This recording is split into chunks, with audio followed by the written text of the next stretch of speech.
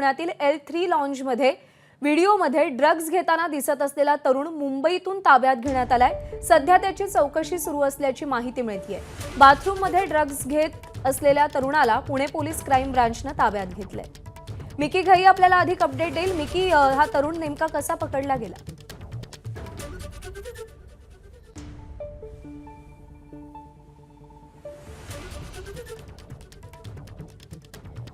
मिकीशी पुन्हा एकदा संपर्क साधायचा प्रयत्न करूया। सध्या पुण्यातल्या एका पब मधला ड्रग सेवनाचा व्हिडिओ समोर आल्यानंतर पुन्हा एकदा पुण्यामध्ये नेमकं काय घडतंय? पुणे नशेखोरांच्या विळख्यात अडकलंय का, असे अनेक प्रश्न उपस्थित व्हायला लागले। आणि जे तरुण त्या बाथरूममध्ये ड्रग सेवन करताना आढळलेले होते त्यापैकी एका तरुणाला मुंबईतून पुणे क्राईम ब्रांचने ताब्यात घेतलेला आहे। सध्या त्याची चौकशी सुरू असल्याची माहिती मिळतेय। ड्रग सेवन करणारी ही मुलं अल्पवयीन असल्याची माहिती मिळतेय। त्यामुळे या प्रकरणी आता त्यांच्यावर पुढे नेमकी काय आणि कशा पद्धतीने कारवाई होते हे पाहणं सुद्धा महत्त्वाचं आहे। सातत्याने पुण्यामध्ये नशेखोरीचे प्रकार समोर येत आहेत।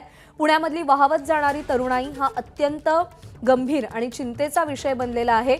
अगदी मागच्या महिन्यामध्ये पोर्शे कारनं दोघांना चिरडणाऱ्या तरुण सुद्धा मद्यधुंद अवस्थेत होता, जो अल्पवयीन होता।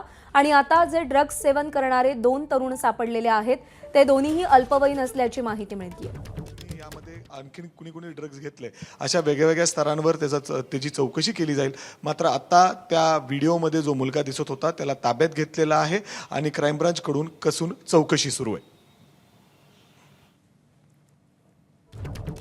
तर त्या दोन अल्पवयीन मुलांपैकी एकाला मुंबईतून ताब्यात घेण्यात आलंय। क्राईम ब्रांचने त्याला ताब्यात घेतले आणि सध्या त्याची कसून चौकशी केली जाते। अर्थात या संपूर्ण ड्रग्ज नेक्ससचा यामधून काही खुलासा होतो का, पुण्यात ड्रग्ज नेमके कुठून येतात, या सगळ्या संबंधी काही माहिती मिळते का, हेही पाहणं महत्त्वाचं आहे। एबीपी माझा, उघडा डोळे बघा नीट।